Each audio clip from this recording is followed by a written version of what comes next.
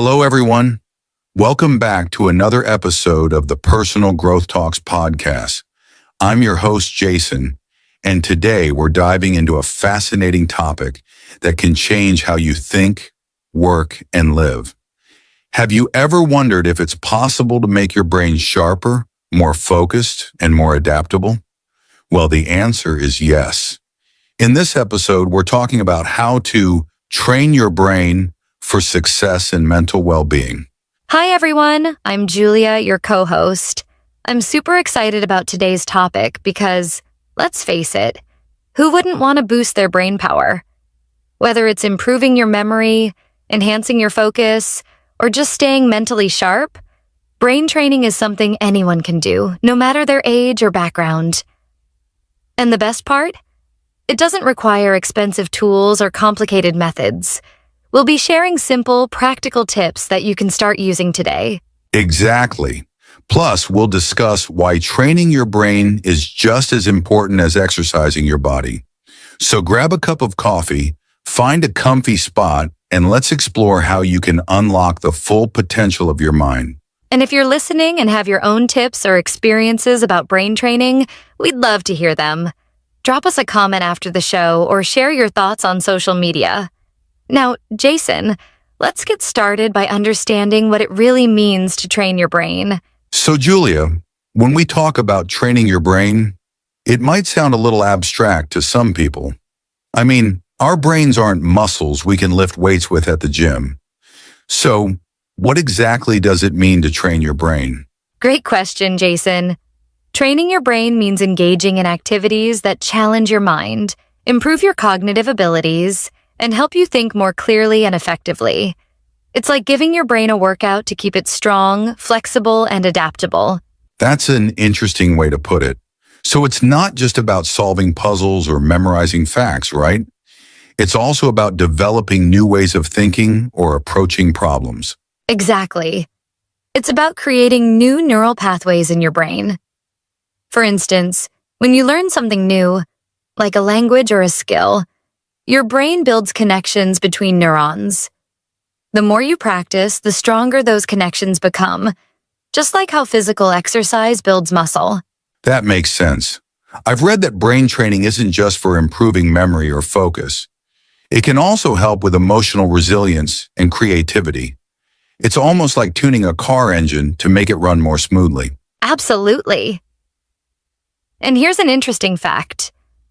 Studies show that regularly training your brain can even slow down age-related cognitive decline. That means we can keep our minds sharper for longer if we make brain training a part of our daily lives. That's powerful. So training your brain isn't just about solving math problems or playing memory games. It's about giving your mind the tools it needs to stay strong, adaptable, and creative in an ever-changing world. Exactly, Jason. And the best part? It's something anyone can do, no matter their age or current mental abilities. Whether it's learning a new hobby, practicing mindfulness, or even just taking on small challenges like brushing your teeth with your non-dominant hand, every effort counts. I love that. Simple changes can make a big difference. So now that we've got a clear understanding of what brain training is, let's talk about why it's so important in our daily lives. All right, Julia, now that we know what brain training is, let's dive into why it's so important. I mean, in today's fast-paced world, where everything seems to be about efficiency and multitasking, why should we make time to train our brains? Great question, Jason. Brain training is crucial because our mental health and cognitive abilities play a huge role in every aspect of our lives. Think about it.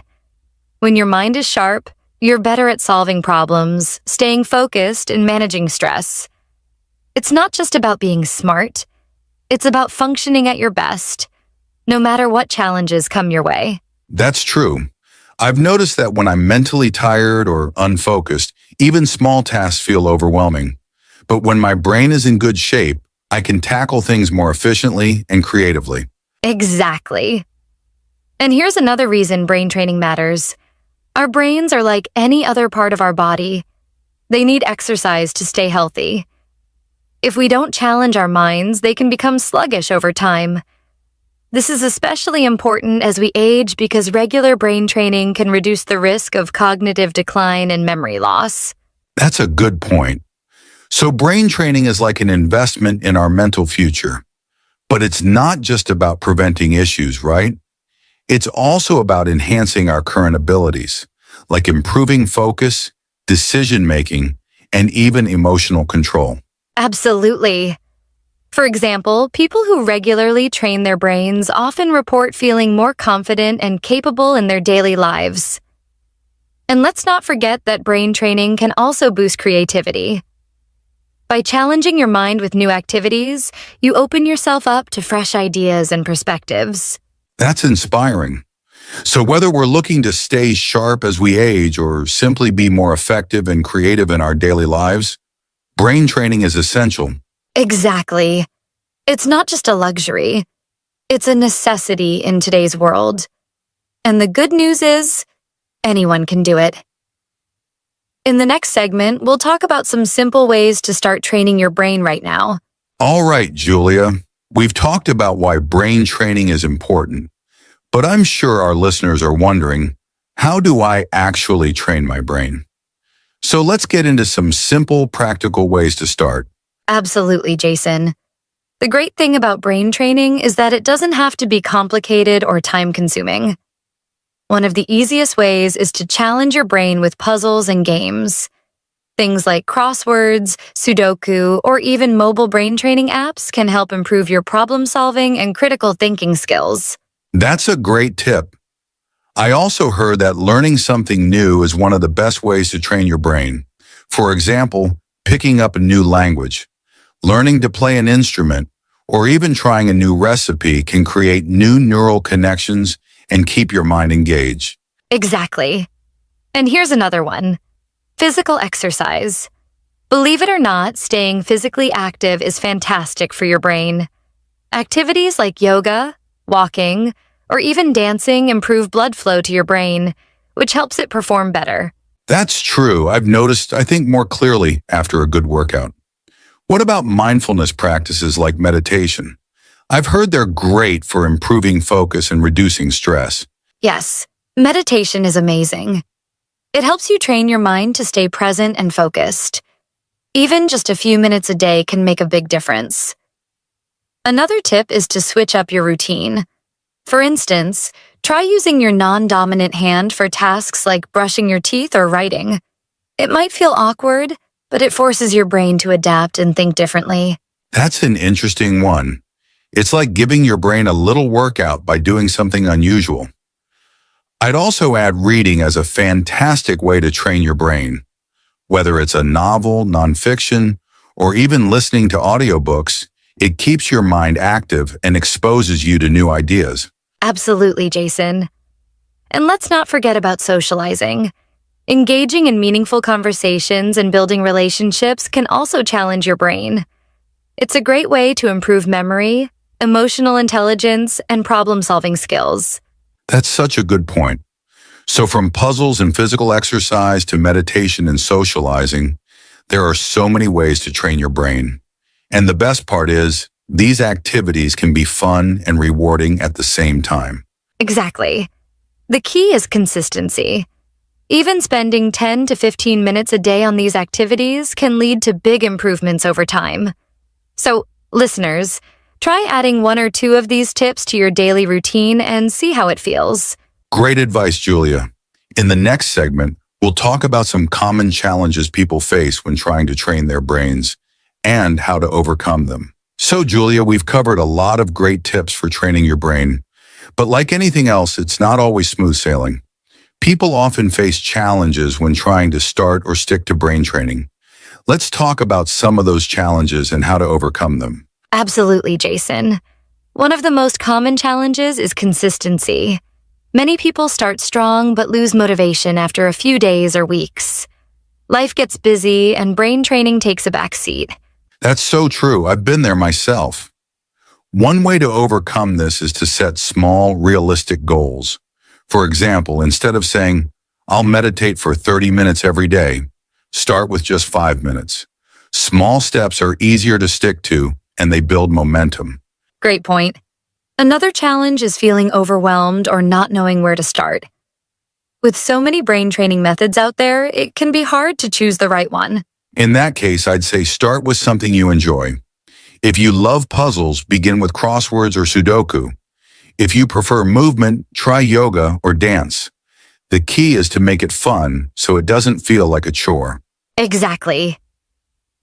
Another big challenge is distractions. With smartphones, social media, and endless notifications, it's easy to lose focus. Distractions. The modern-day enemy of productivity. A simple way to handle this is to create a distraction-free zone.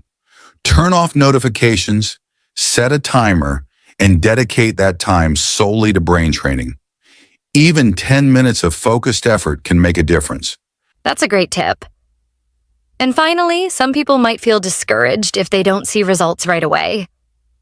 Brain training is a gradual process, and it takes time to notice improvements. Absolutely.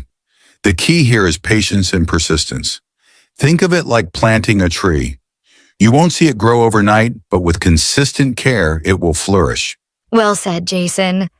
So, listeners, remember, it's okay to face challenges.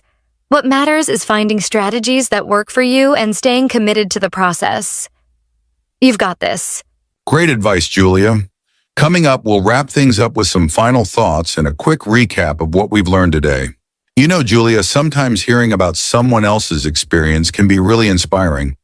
Do you have any personal stories or examples of how brain training has helped someone you know, or even you personally? I do, Jason.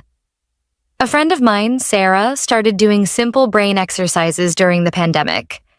She began with puzzles and later picked up learning Spanish through a language app.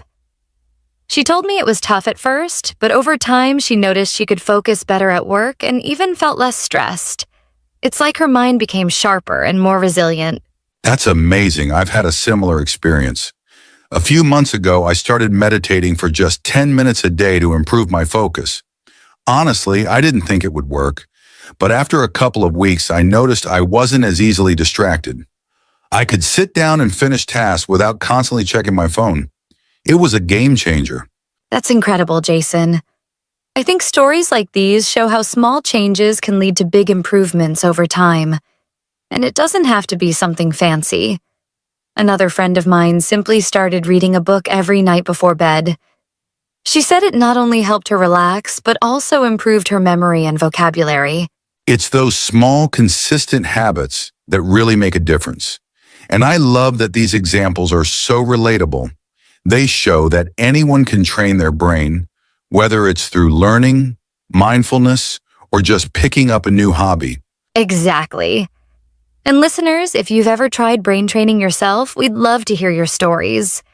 Share them in the comments or reach out to us. Your journey could inspire someone else to get started. Absolutely. Sharing stories helps build a community of growth and encouragement. Now let's wrap up with some final takeaways for our listeners. Wow, Julia, we've covered so much today. What brain training is, why it's important, simple ways to get started, and even how to overcome challenges. I think our listeners are now ready to take their first steps toward training their brains. Absolutely, Jason.